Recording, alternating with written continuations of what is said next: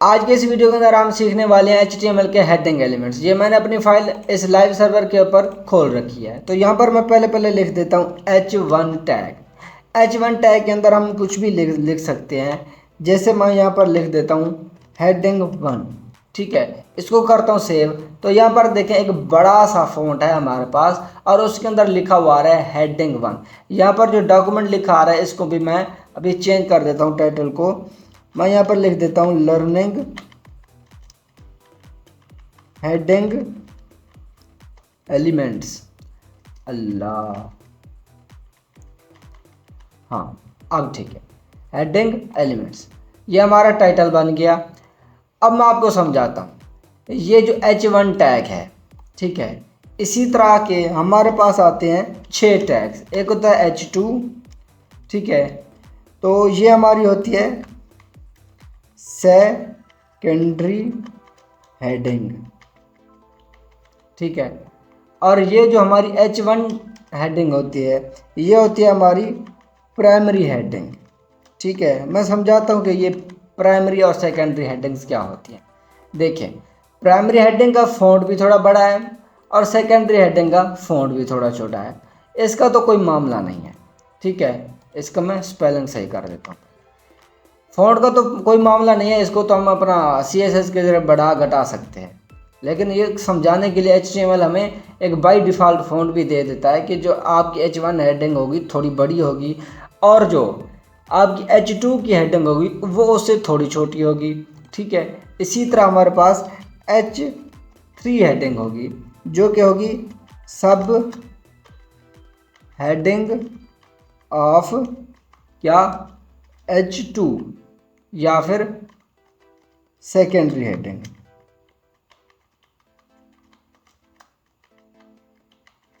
ठीक है। अब देखें, इसका फॉन्ट भी थोड़ा छोटा है H2 की निस्बत। सब हेडिंग ऑफ H2 यानी सेकेंडरी हेडिंग, यानी कि H2 की या फिर सेकेंडरी हेडिंग की सब हेडिंग। तो मैं आपको समझाता हूँ। जो H1 टैग होता है यानी H1 के अंदर जो हम टेक्स्ट लिखेंगे वो हमारे मेन मतलब इसी पेज की मेन क्या होगी, हेडिंग मानी जाएगी।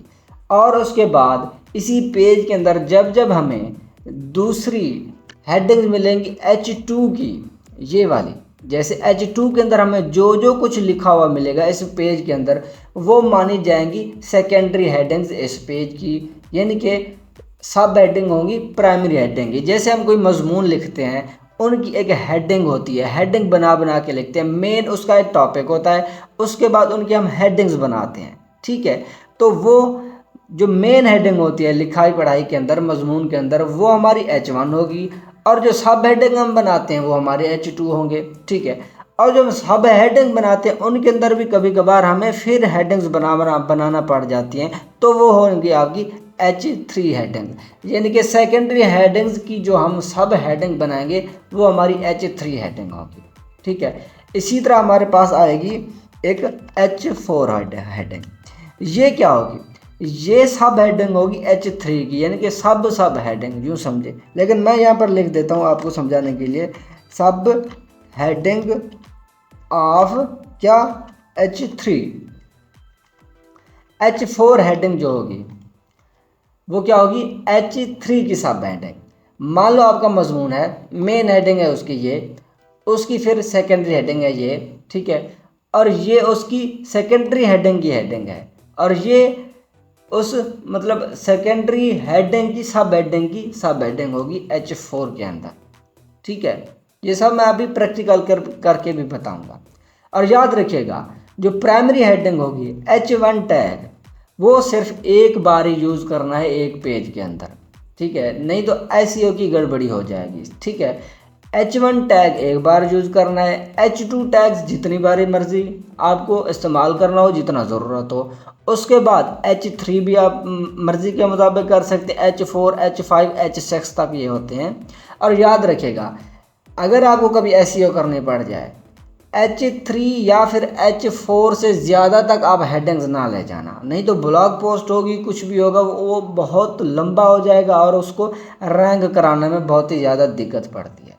ये भी एक पॉइंट है कि आपको अगर वेबसाइट रैंक करानी है जल्दी से जल्दी, मतलब जल्दी से जल्दी उनके अंदर जो कंटेंट है वो टू द पॉइंट लिखना है, तो आपको हेडिंग ज़्यादा लंबा नहीं करना, ज़्यादा से ज़्यादा जाएं H3 तक या फिर जाएं H4 तक, बस। इससे ज़्यादा अगर आपने हेडिंग्स को डाला तो मतलब आप ख़ुद को मुश्किल में डाल रहे हैं कि आपकी वेबसाइट ज़रा मुश्किल से आपको रैंक करने में यानी कि ले जाएगी। ठीक है, आगे आती है H5 हेडिंग। ये क्या होगी? ये सब हेडिंग होगी किसकी? H4 की। ठीक है,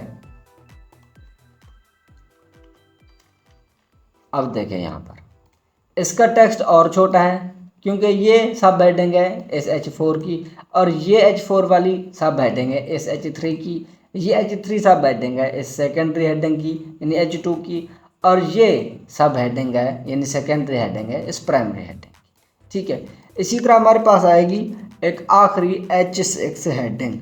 ठीक है, ये क्या होगी? ये होगी सब हेडिंग किसकी? H5 की। ठीक है, H5 की सब हेडिंग होती है H6। ठीक है, तो ये होते हैं 6 हमारे पास क्या? Heading elements. ठीक है, इनको इस्तेमाल किया जाता है हमारे वेब पेज को एसईओ करने के लिए। ठीक है, हमारे वेब पेज की एसईओ करने के लिए कि उनका जो कंटेंट है एक सेक्शन वाइज होगा। सेक्शन वाइज मतलब एक हेडिंग्स के तौर पर होगा, एक हेडिंग होगी, उनके फिर सब टॉपिक होंगे, उनके मुताबिक फिर कंटेंट होगा। ठीक है, तो ये होता है हमारा H1 से H6 तक की हेडिंग्स का काम। अब आते हैं प्रैक्टिकल की तरफ। ठीक है, कि कैसे लिखा जाता है इनको एक तरीके से। मान लो हमें एक ब्लॉग पोस्ट लिखनी है, अपना वेब पेज है जो मतलब वो एक ब्लॉग होगा हमारा। ठीक है, ब्लॉग क्या होते हैं ये आप सर्च कर सकते हैं। ठीक है, तो हम पहले अपने बॉडी को स्टाइल कर लेते हैं। ठीक है, सॉरी देखिए मैं गलती कर गया हूँ। क्या गलती है बताइए? स्टाइल टैग मैंने नहीं लिखा। स्टाइल टैग के बगैर स्टाइलिंग करना नामुमकिन है। ठीक है, तो बॉडी के अंदर मैं मार्जिन कर देता हूँ 0। ठीक है, और इसके बाद फॉन्ट फैमिली कर देता हूँ, हमारे पास होती है एरियल। ठीक है, और यहाँ पर जाके H1 टैग लिख देता हूँ, जिसके अंदर हम लिख देते हैं एक हेडिंग कि a road map to learn full stack web development.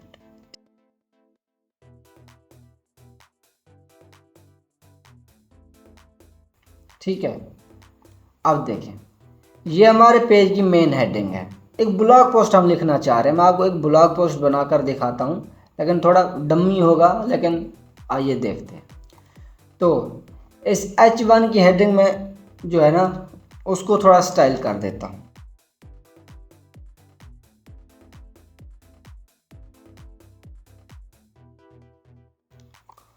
ये देखें ये हमारी एक हेडिंग बन गई है।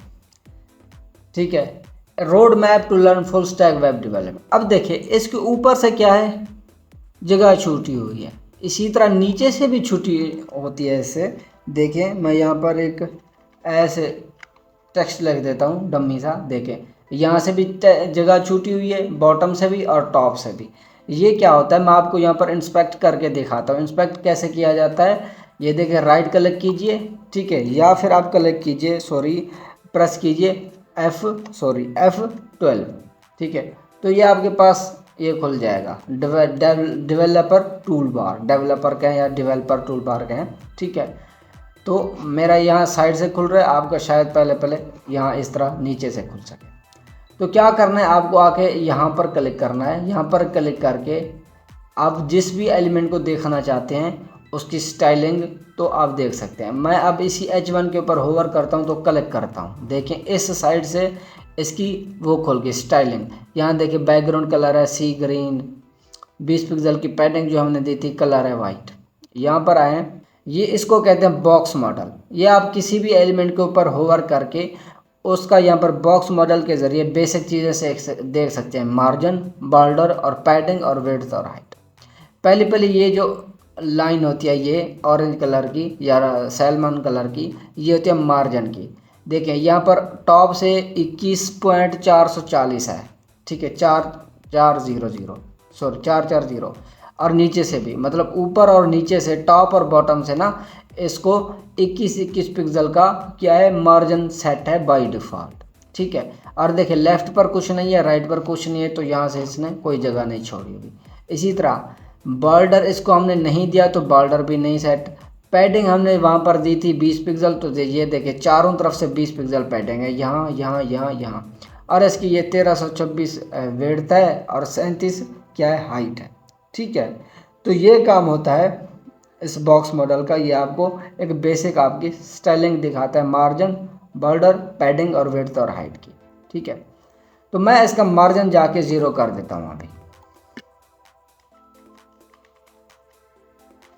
मार्जिन 0 किया हमने, देखें ये हमारी हेडिंग बन गई एक बेहतरीन सी।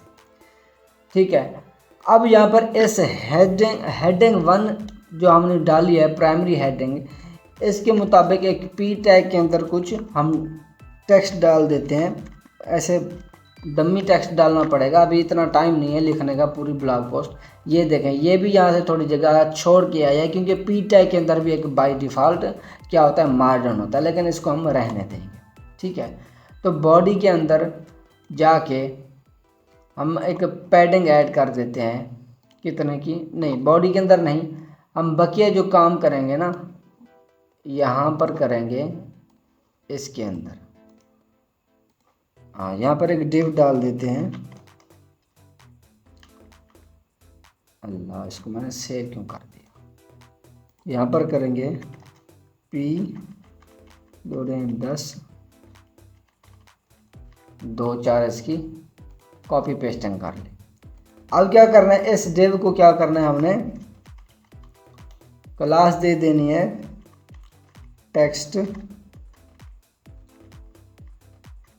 रैपर। टेक्स्ट रैपर को मैं जाके स्टाइल कर लेता हूँ। बस इसको पैडिंग लगा दी हमने 10 पिक्सल की, थोड़ा सा टेक्स्ट इधर को आ गया।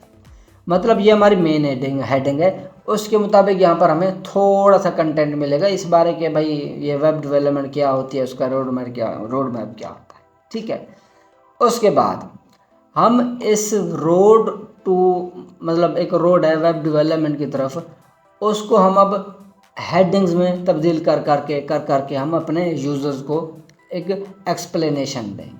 ठीक है, तो हमारी पहली जो मेन हेडिंग आएगी ना, तो वो आएगी H2 के अंदर, कि पहले तो आप फ्रंट एंड डेवलपमेंट करेंगे। ठीक है, ठीक है, और उसके बाद H2 के अंदर देंगे बैक एंड डेवलपमेंट। सेव करें इसको। देखें अब हमारी 2 सेकेंडरी हेडिंग है, ये मेन हेडिंग है, प्राइमरी हेडिंग है, उसकी हैं 2 सेकेंडरी हेडिंग्स। ठीक है, अब फ्रंट एंड वेब डेवलपमेंट के मुताबिक हम और डिटेल लिखेंगे नीचे, बैक एंड के मुताबिक और डिटेल लिखेंगे। ठीक है, अब इनको मैं क्या कर लेता हूँ, एक डिव टैग्स के अंदर डाल देता हूँ ताकि हमारे ये सेक्शंस वाज़ेह हो जाएं।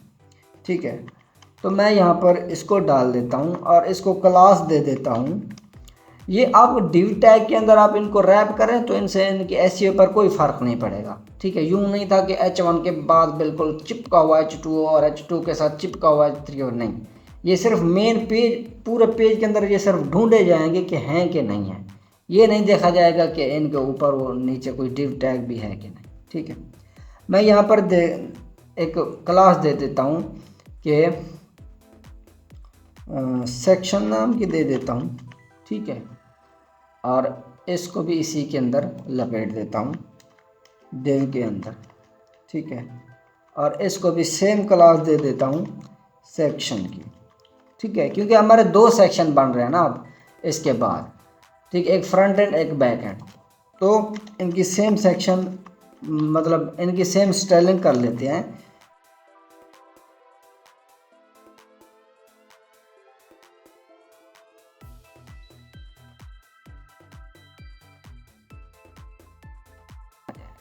ठीक है, ये हो गई फ्रंट एंड और ये होगी बैक एंड। अब पहले हम इस सेकेंडरी हेडिंग को एक्सप्लेन करना शुरू करते हैं और साथ साथ में बैक एंड को भी बाद में करना सीखेंगे, नहीं तो आप खुद कर लीजिएगा। ठीक है, फ्रंट एंड डेवलपमेंट के मुताबिक हम क्या करेंगे, थोड़े से पी टैग डाल देंगे। मतलब यूँ समझें, फ्रंट एंड वेब डेवलपमेंट की जो हेडिंग है उसको एक्सप्लेन करने के लिए ये 2 पी टैग इस्तेमाल हुए। ठीक है, यहाँ पर। ठीक है, अब इसी H2 के बाद हम डालेंगे क्या, साथ साथ में करता जाता हूँ दोनों की, और इसकी पी टैग के अंदर हम डाल देते हैं लोरेम, ऐसे 10-10 अल्फाज के 3-4 पैराग्राफ। ठीक है, ये हमारी होगी बैक एंड डेवलपमेंट, ये हमारी होगी फ्रंट एंड डेवलपमेंट। ठीक है, अब यहाँ पर जो मैं H3 डालूंगा ना, H3 टैग, वो फ्रंट एंड के बाद भाई HTML हमें सीखना है। ठीक है, और इसके पी के अंदर बस यूँ समझें 6 वर्ड्स का हमारा पैराग्राफ है जो कि H3 एलिमेंट को डिफाइन करेगा। ठीक है, अब देखिए सेकेंडरी हेडिंग है हमारी फ्रंट एंड, उसकी सब हेडिंग क्या होगी, HTML को। फ्रंट एंड डेवलपमेंट अगर आपको करनी है तो फिर HTML सीखें, फिर HTML के मुताबिक हमने क्या किया, एक डिस्क्रिप्शन दी। ठीक है, एक ब्लॉग पोस्ट लिखी जा रही है, यूँ समझें। और अब यहाँ पर अगर बैक एंड के अंदर आएंगे ना, तो यहाँ पर H3 के अंदर सबसे पहले हम देंगे Node.js। ठीक है, और यहाँ पर मैं पी टैग के अंदर लिख देता हूँ ऐसे लोरेम 7 वर्ड्स का 2 बार।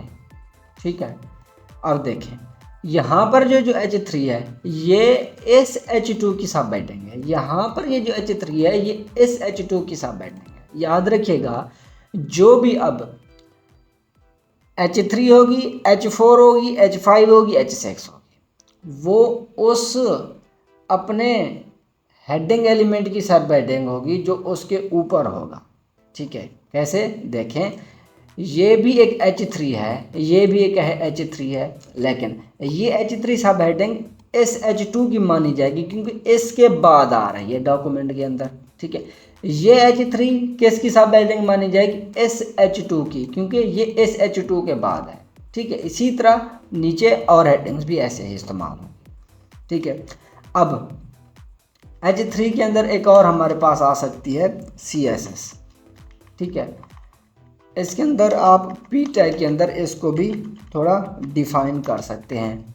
ठीक है, इसी तरह H3 के अंदर आप जावा स्क्रिप्ट को भी ऐड कर सकते हैं, इसको भी पी टैग के अंदर आप कुछ डिफाइन कर सकते हैं।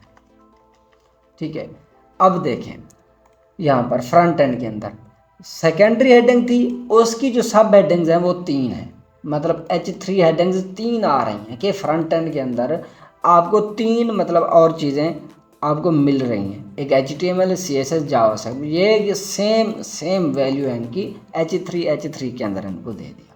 ठीक है, अब बैक एंड के अंदर भी एक और H3 डाल देते हैं। H3 इसका डालते हैं भाई कोई डेटाबेस सीख लें, डेटाबेस।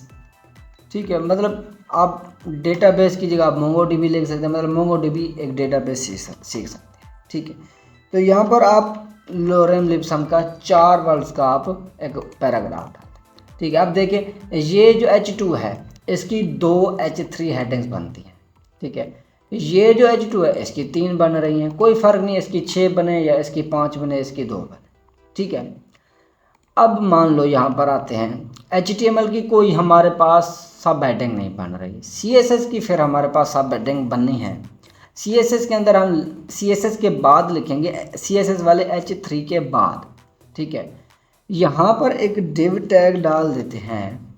ठीक है, ताकि आपको एक सेक्शन बना के दें, क्लास लिख देते हैं इसके अंदर कि भाई सब सेक्शन।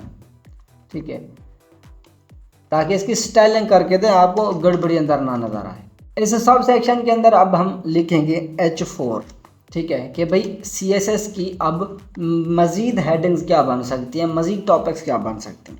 तो मैं यहाँ पर लिख देता हूँ लाइब्रेरीज। ठीक है, मतलब CSS लाइब्रेरीज, CSS की जो लाइब्रेरीज है ना वो भी आप आगे आपको सीखनी पड़ेगी। तो लोरेम 5 पिक्सल की आपको यहाँ पर एक हेडिंग मिल जाएगी। ये देखिए अब इसी जगह पर आ रही है, तो मैं इसकी सब हेडिंग यहाँ पर थोड़ी सी ना जो सब सेक्शन है इसको थोड़ा सा और क्या कर देता हूँ, यहाँ पर स्टाइल कर देता हूँ। सेम स्टाइलिंग कॉपी करके ना थोड़ा सा इसके अंदर मार्जिन दे देता हूँ 10 पिक्सल का, ताकि ये कुछ इधर को सरक जाए, और इसको रेड कर देता हूँ। देखें अब सही है, ठीक है। CSS के अंदर देखें CSS लाइब्रेरीज हमें सीखनी है। अब देखें ये H4 है, H4 हेडिंग है, किसकी सब हेडिंग बनेगी, इस CSS की। HTML की भी नहीं बनेगी, जावास्क्रिप्ट की नहीं बनेगी, क्योंकि CSS के नीचे आ रही है, तो CSS की ही क्या होगी सब हेडिंग, ये H4 वाली, ठीक है, ये H4 वाली। अब देखें इस CSS लाइब्रेरीज की मज़ीद क्या बन पा रही है, हमारे पास हेडिंग्स बन पा रही हैं।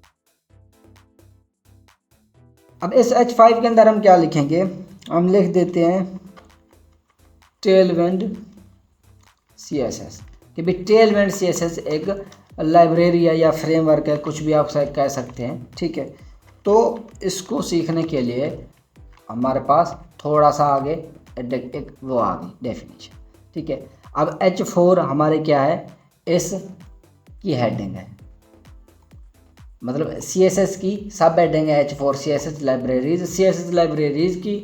फिर हम यहाँ पर एक एक्सप्लेनेशन कर रहे हैं, H5 के अंदर हम करेंगे टेलविंड CSS, ठीक है। अब देखिए ये जो H5 है टेलविंड CSS, और इसके साथ हमने थोड़ी सी इसको एक्सप्लेनेशन दे दी। अब ये क्या है, सब हेडिंग है इस H4 की, यहाँ देखें, ठीक है, इस H4 की ये सब हेडिंग बन गई, ठीक है, और ये सब हेडिंग बन गई CSS3 की, ठीक है। इसी तरह एक और हमारे पास H5 हेडिंग आ सकती है, उसके अंदर हम लिख देते हैं जैसे सैस, ठीक है, ये प्री प्रोसेसर है, ठीक है। नहीं, यहाँ पर एक और H4 भी आ सकती है कि CSS लाइब्रेरीज और CSS प्री प्रोसेसर्स, ठीक है, लेकिन हम इसी में ही अब क्या करें डाल देते हैं लाइब्रेरीज के हेडिंग के अंदर ही, ठीक है। सैस अगर आप सीखना चाहते हैं तो भी आप लोरेम 5 के यहाँ पर एक वो दे दें, ठीक है। अब यहाँ पर देखें हेडिंग 5 तक हमने क्या कर लिया, इसको एक्सप्लेन कर लिया, ठीक है। अब यहाँ पर ना तो टेलविंड CSS की कोई हेडिंग बन पा रही, ना सैस की, ठीक है। इसकी जो बनी तो ये हमने 2 बना दी, ठीक है। सेम इसी तरह से अब हम जाएंगे जावास्क्रिप्ट के अंदर, ठीक है। जावास्क्रिप्ट के अंदर हम यही सब सेक्शन की क्लास लगा देंगे पहले नीचे, ठीक है, सब सेक्शन की क्लास लगा के एक डिव लगा लेंगे। अब इसके अंदर जाएंगे H4 के अंदर भी, इसके अंदर आपको सीखनी है जावास्क्रिप्ट के क्या लाइब्रेरीज सीखनी है। यहाँ पर लिख देते हैं JS लाइब्रेरीज, ठीक है। जावास्क्रिप्ट की लाइब्रेरीज अगर सीखनी है तो इसके अंदर हम क्या देंगे, एक P टैग देंगे 4 का, ठीक है। अब देखें ये CSS लाइब्रेरीज क्या है, ये भी H4 हेडिंग के अंदर है, लेकिन ये CSS की आपके पास हेडिंग है। और ये जो जावास्क्रिप्ट की लाइब्रेरीज यहाँ पर दिख रहे हैं ये भी क्या है, लाइब्रेरीज हैं, मतलब एक सब हेडिंग है, लेकिन ये जावास्क्रिप्ट की है, इस H3 की है, ठीक है। ये H4 इस H3 का है, ये H4 इस H3 का है, ये साथ साथ आप समझते हैं, ठीक है। अब इसके अंदर ये जो जावास्क्रिप्ट की लाइब्रेरीज की H4 हेडिंग है, इसको मज़ीद हम क्या करेंगे H5 के अंदर डालेंगे ना। तो यहाँ पर मैं आपको डाल के देता हूँ पहले React.js, ठीक है, ये भी एक लाइब्रेरी है, ठीक है। तो इसके अंदर P टैग डाल देते हैं लोरेम 4 का, ठीक है। तो देखें ये भी एक बन गई हमारे पास हेडिंग H5 की, ठीक है। एक और H5 की हेडिंग डाल देते कि एक और लाइब्रेरी जैसे हम सीख लेते हैं लाइब्रेरीज, तो अब बहुत सारी आएंगी क्योंकि जावास्क्रिप्ट है, जावास्क्रिप्ट के अंदर तो मतलब यूँ समझो लातादाद है। यहाँ पर लिख देता हूँ जावास्क्रिप्ट लाइब्रेरीज //फ्रेमवर्क्स, ठीक है, फ्रेमवर्क्स, हैं, मतलब फ्रेमवर्क्स या फिर लाइब्रेरीज, क्योंकि रिएक्ट जेएस को फ्रेमवर्क भी कोई बोल देता है तो वैसे लाइब्रेरी, ठीक है। मतलब अब यहाँ पर H5 के अंदर एक और हम क्या डाल देते हैं, फ्रेमवर्क डाल देते हैं। जैसे हमारे पास आता है स्वेल्टे या फिर स्वेल्टे किट लिख दें, स्वेल्टे है क्या, स्वेल्ट है क्या चीज़ है, ठीक है। तो इसको लिख देते हैं 4 के अंदर, ठीक है। अब देखें ये भी एक मेन हेडिंग है, ये भी मेन हेडिंग है। किसकी हेडिंग है, इसकी हेडिंग है, मतलब ये भी सब हेडिंग है, ये भी सब हेडिंग है किसकी, इस हेडिंग की, ये सब हेडिंग है इस हेडिंग की। अब देखिए रिएक्ट जेएस के अंदर और भी हेडिंग अब आ सकती हैं, तो उनको किस में हम डिफाइन करेंगे, H6 के अंदर। अब यहाँ पर सब हेडिंग तो हमने क्लास बना ली थी सब सेक्शन की, और इसको यूं एक क्लास बना सब सेक्शन 2, इसको भी जाके एक स्टाइल कराते हैं ताकि हमारी H6 वाली चीज़ थोड़ी वाज़ेह हो जाए, ठीक है। इसके अंदर सेम यही स्टाइलिंग करके डाल देता हूँ, बस इसका जो कलर है ना वो कर देता हूँ ग्रीन, ठीक है। और यहाँ देखें वो हमारी क्लास आ गई, लेकिन इसके अंदर डेटा नहीं। अब देखें रिएक्ट जेएस की हमें मज़ीद अब लाइब्रेरीज मिलेगी, ठीक है। यहाँ पर H6 के अंदर लिखता हूँ रिएक्ट जेएस लाइब्रेरीज, ठीक है। इसके मुताबिक थोड़ा सा कंटेंट डाल दें। अब यहाँ पर कंटेंट तो हम इतना एक सा लिख रहे हैं डम्मी, लेकिन ब्लॉग पोस्ट में बहुत सारा पड़ता है, ठीक है। अब ये है H6 लास्ट स्टेज की हमारे पास हेडिंग है। ये किसकी सब हेडिंग बनेगी, जो इसके ऊपर H5 है, इसके ऊपर बिल्कुल क्या है रिएक्ट जेएस H5 है, इसकी सब हेडिंग है, ठीक है। ये देखें H की इसकी हालांकि H5 तो यहाँ पर सैस भी है, लेकिन उसकी नहीं बनेगी क्योंकि ये बिल्कुल इसके नीचे, तो इसी की ये सब हेडिंग है, ठीक है। अब रिएक्ट जेएस लाइब्रेरीज हैं, तो फिर आप इनका एक नाम लिख दें फिर नीचे कि भाई आपके पास क्या क्या आ सकती है, ठीक है। तो नहीं तो फिर क्या करना है, यहाँ पर जावास्क्रिप्ट लाइब्रेरीज ना लिखें तो रिएक्ट जेएस के बाद लिख दें सिर्फ यहाँ पर H6 के अंदर कि भाई मटेरियल यूआई, ठीक है, यूँ लिख दें, ठीक है। अब देखें रिएक्ट जेएस की एक सब हेडिंग बनेगी मटेरियल यूआई, कि भाई ये सीख लें ये क्या चीज़ है, इसकी एक डेफिनेशन होगी, यहाँ एक्सप्लेनेशन होगी। H6 के अंदर एक और चीज़ डाल दें, ठीक है। तो यहाँ पर मतलब आप अब बहुत सी चीज़ें मतलब आप यहाँ पर डाल सकते हैं, जैसे React Router DOM P tag है। यहाँ पर तो बहुत ही सारी चीज़ें आएंगी ना, मतलब जितनी आप डालते जाएं उतने डाल सकते हैं, मैं यही 2 डाल रहा हूँ, ठीक है। अब यहाँ पर समझिए, ये देखें हमारी मेन हेडिंग थी road map to learn full stack web development, उसकी सेकेंडरी हेडिंग थी फ्रंट एंड, और हमारी क्या थी बैक एंड को अभी हमने नहीं छेड़ा, नीचे पड़ी हुई है, ठीक है। तो HTML की कोई हेडिंग नहीं बनती थी, नहीं बनाई। CSS एक H3 हेडिंग है किसकी, इस H2 की। अब CSS की मज़ीद एक हेडिंग बनी H4, ये अब ये H3 थी, H5 ये इसकी H4 की सब हेडिंग है। अब इसके नीचे हमारे H5 के बाद नई एक्सप्लेनेशन हो पाई तो ख़त्म कर दी, ठीक है। अब जावास्क्रिप्ट के अंदर आए, ये H3 हेडिंग है, तो इसकी H4 हेडिंग ये बनी लाइब्रेरीज और फ्रेमवर्क्स किसके, जावास्क्रिप्ट के, ठीक है। और इसकी ये H4 है, तो इसके H5 के अंदर एक रिएक्ट जेएस है या एक स्वेल्टे आया। स्वेल्टे को अब हम अभी क्या कर रहे हैं, अभी नहीं मतलब वजाहत दे रहे हैं उसको, तो हमने रिएक्ट जेएस को हमने वजाहत दे दी कि भाई ये सीख लें, तो हम तो उसके अंदर हमारे पास 2 और हेडिंग आ गई, एक H6 के अंदर एक मटेरियल जो है, एक रिएक्ट राउटर डॉम, ठीक है। इसी तरह आप मज़ीद नीचे जा सकते हैं, ठीक है। तो यूँ हमें डिफ़ाइन करना पड़ता है H1 से H6 तक एक एक मैनेज करके चीज़ें, ऐसा नहीं है कि H1 डाल देंगे तो हमारे पास बहुत बड़े फ़ॉन्ट का एक लफ्ज़ आ जाएगा, H2 डाल देंगे तो थोड़ा छोटा आएगा। ये फ़ॉन्ट साइज़ तो हम अपना बढ़ा घटा सकते हैं कहाँ पर, CSS के ज़रिए। जैसे हम यहाँ पर जाके आपको H6 का फ़ॉन्ट में बढ़ा के दिखाता हूँ डायरेक्टली। H6 का जो फ़ॉन्ट साइज़ है ना, उसको मैं बढ़ा के दिखाता हूँ, आपको करके दिखाता हूँ 40 पिक्सल। ठीक है, अब देखें, इसको यूँ लिखना है, ये देखें, ये H6 था, कितना बढ़ गया है। तो ये फ़ॉन्ट साइज़ के तौर पर इन हेडिंग को इस्तेमाल ना करना, ठीक है, ये तो बाद में स्टाइल हो सकते हैं। तो यूँ है, इसी तरह आप बैक एंड को भी आप डिफ़ाइन कर सकते हैं। अब सारा यहाँ पर मैंने ब्लॉग पोस्ट थोड़ी लिखनी है, एक आपको समझाने के लिए किया। अब इसी तरह डेटाबेस की आप H4 हेडिंग बना के, Node.js के सब हेडिंग बना के, ठीक है, फिर उनको मज़ीद नीचे नीचे आप मतलब डिफ़ाइन कर सकते हैं। ठीक है, तो बैक एंड को अभी मैं नहीं छेड़ रहा, जो फ्रंट एंड में समझा दिया उतना ही काफ़ी है।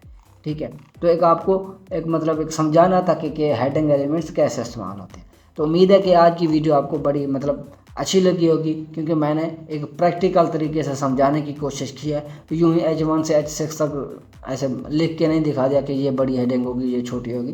तो उम्मीद है अच्छी लगी होगी वीडियो। अगर वीडियो अच्छी लगी है और कोर्स अच्छा लग रहा है तो प्लीज़ चैनल को सब्सक्राइब कीजिएगा, और चैनल के कमेंट सेक्शन के अंदर, मतलब इसी वीडियो के कमेंट सेक्शन के अंदर अपनी सजेशंस ज़रूर डालिएगा।